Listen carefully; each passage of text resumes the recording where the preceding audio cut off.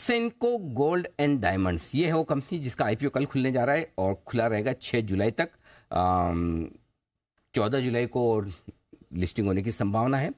Price band 301 से 317 रुपये का है। 47 शेयरों के लॉट में आप अप्लाई कर सकते हैं। लाइए ना भाई डिटेल्स सब फटाफट। 47 शेयरों के लॉट में आप अप्लाई कर सकते हैं। 135 करोड़ का ऑफर फॉर सेल है, यानी कि एग्जिस्टिंग इन्वेस्टर्स, और 270 करोड़ का फ्रेश इशू, यानी कि ये पैसे जाएंगे कंपनी में।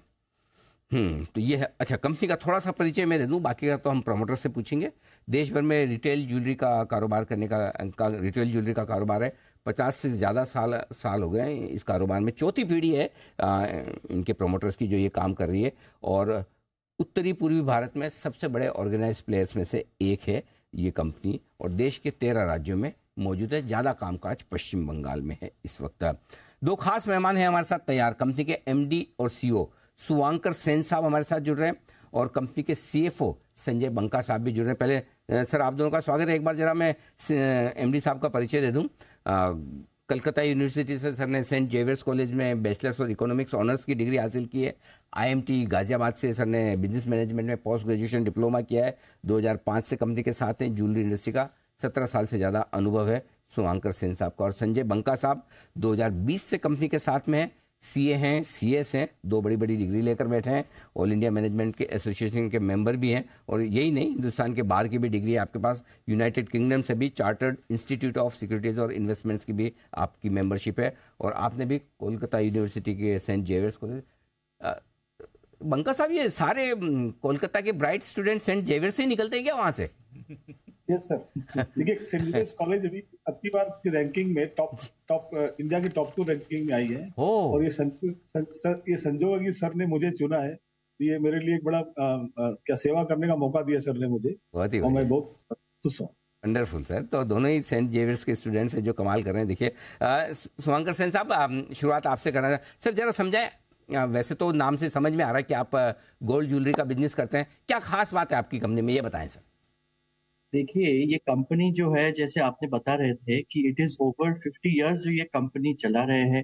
तो started 4 generations back by my great grandfather. So एक विश्वास के साथ ये ज्वेलरी जो है, ये एक विश्वास के साथ है। आप अगर देखे जाए तो there is an agency called trust research agency. Last 3 साल से we have been termed as the second most trusted brand in the country. ये तो एक बात हुआ।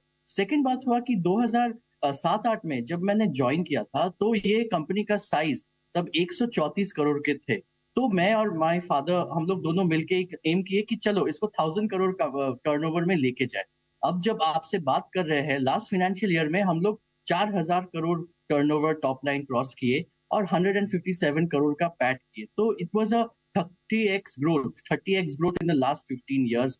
तो ये ग्रोथ के साथ हम लोग आगे बढ़ रहे हैं। और जो यूनिक चीज है कि आज देश में बहुत कम ही ज्वेलरी कंपनी है जिसमें कंपनी ओन स्टोर्स और फ्रेंचाइजी मॉडल दोनों एक साथ चल रहे हैं। हम लोग का जो 136 स्टोर्स है, उसमें से 75 स्टोर्स है कंपनी ओन, कंपनी ऑपरेटेड, और 61 स्टोर्स है फ्रेंचाइजीज, जहां पे franchisees are investing in the inventory और कैपेक्स। और उस हिसाब से हम लोग का ये जो नंबर ऑफ स्टोर्स है, इसमें छोटे छोटे शहर में भी हम लोग का स्टोर्स है। टायर 1, 2, 3, 4 सिटीज तक हम लोग जा सकते हैं with the hub and spoke model. जहाँ पे स्टेट के कैपिटल सिटी में हम लोग का कंपनी ओन स्टोर्स रहा, और छोटे छोटे शहर में हम लोग फ्रेंचाइजीज डाल दिए। इस हिसाब से कस्टमर तक पहुंचने का एक अच्छा एक प्लेटफॉर्म बन जाता है। उसके साथ वेबसाइट और ये सारा टूल्स जो है कस्टमर टच पॉइंट के लिए, वो तो है।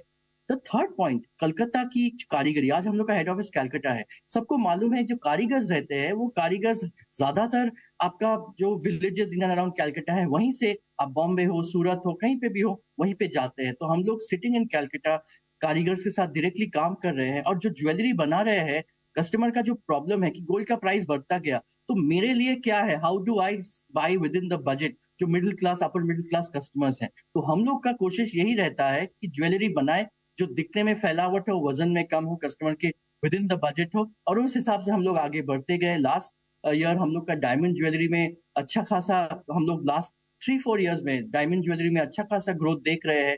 30-35% ग्रोथ हुआ है। और गोल्ड ज्वेलरी का जैसा है वो तो है ही, वो उसका एक मार्जिनल ग्रोथ से चलता ही जाता है, चलता ही जाता है। तो उस हिसाब से we see that the bottom line becoming stronger diamond jewellery sales के साथ साथ। एंड सिस्टम, प्रोसेस, ऑडिटर, हम लोग 15 साल पहले से KPMG को ऑडिटर रखे थे, अभी ग्रैंड थॉर्टन लास्ट 3 साल से ऑडिटर है। हम लोग का ERP में पूरा काम होता है। सो कहाँ पे क्या बिक रहा है पूरा सिस्टम से लाइव हम लोग देख सकते हैं, हेड ऑफिस बैठे बैठे, और उस हिसाब से डिसीजन मेकिंग डेटा के साथ करते हैं। तो ये सारा सिस्टम प्रोसेस लेके एकदम आगे हम लोग चल रहे हैं। सही साहब, एक माफ कीजिएगा आपको बीजो, 15 साल पहले से आपके पास KPMG ऑडिटर था? यस 2007-8 में जब हम लोग ज्वाइन तो किए पहला सर। मतलब टाइटन वाइटन छोड़ दिए 2-4 बड़ों को, बाकी तो पहला कोई ज्वेलर है जो KPMG को, बिग 4 को ऑडिटर रखे। तो क्या थॉट प्रोसेस क्या थी सर उस समय सोच आपकी? सर एक्चुअली सच बताएं तो 2007-8 जब मैंने ज्वाइन किया, माय फादर, उनका भी एक ड्रीम था, ये जो आज IPO आज हो रहा है, बट ये IPO का ड्रीम ऐसा नहीं कि 1-2 साल में ही ये सोचना चालू हुआ। ये 15 साल पहले तभी हम लोग को पूरा कंसोलिडेट करके करे, ऑडिटर ERP लाए, और वो जो जब उस टाइम पे लीमन ब्रदर्स क्राइसिस और ये सारा चीज हो रहा था, अगर वो ना होते तो 100 करोड़ का टर्नओवर भी हम लोग सोच लेते क्या IPO। क्योंकि फिर 2014 में सर प्राइवेट इक्विटी पार्टनर लिए, सेफ पार्टनर्स। तो ये सारे स्टेप्स है एक एक टुवर्ड्स द जर्नी। तो इट्स अ लॉन्ग विजन के साथ जर्नी चल रहा है।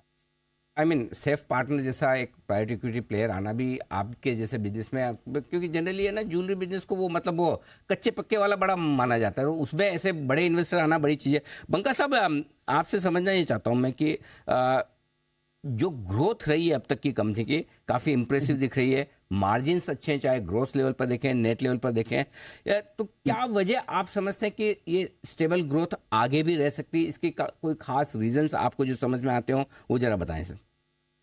देखिए, हम being in IPO we can't comment on the future, but यदि आप देखें लास्ट 5 साल में हमारी कैगर 15% की थी, और लास्ट 3 साल में हमने 20% ग्रो किया। इवन इन कोविड ईयर, जबकि सारी वर्ल्ड वाइड और even in within India the companies are facing difficulty, उस साल सर ने ही टुक द लीडरशिप, बिकॉज इनके हमारे MD सर एक्सपायर हुए थे।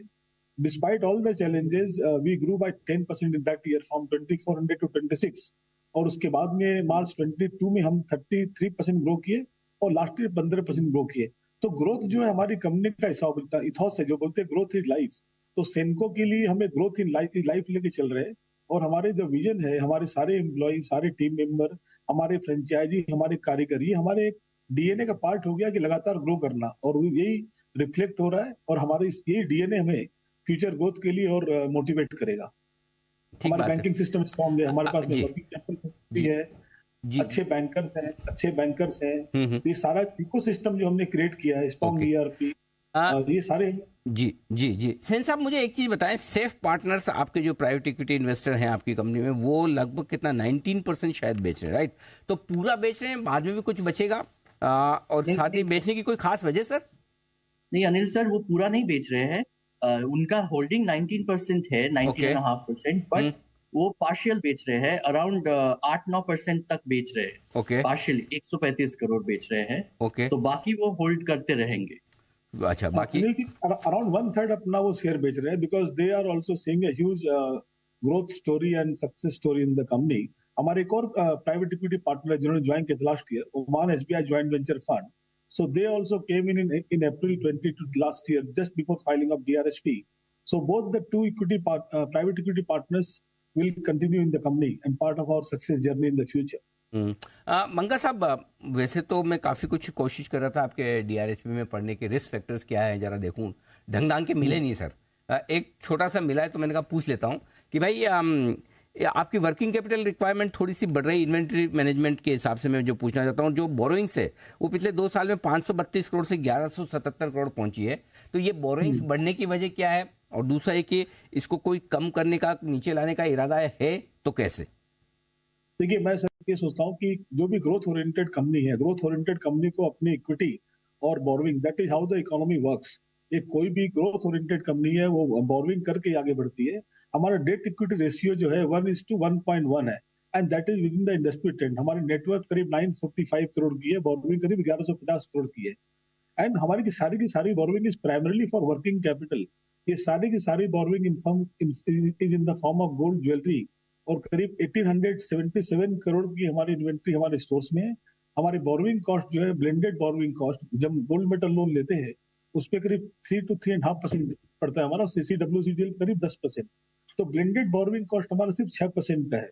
So every smart businessman will like to use the capital in the smartest way and grow the business for overall economic growth and for this is part of the country's growth and GDP as well. It's a larger vision with which we are working. Perfect, sir.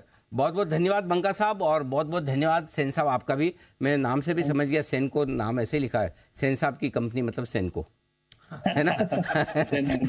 Sir thank you so much, आपने समय दिया हमें, और आपके IPO कल से खुल रहा है, बहुत बहुत शुभकामनाएं। कैपिटल मार्केट में आप नई इनिंग की शुरुआत कर रहे हैं, उम्मीद करते हैं कि आपके लिए और आपके निवेशकों के लिए बड़ी वेल्थ बनाने वाली ये इनिंग साबित हो। Thank you sir. Thank you. Thank you.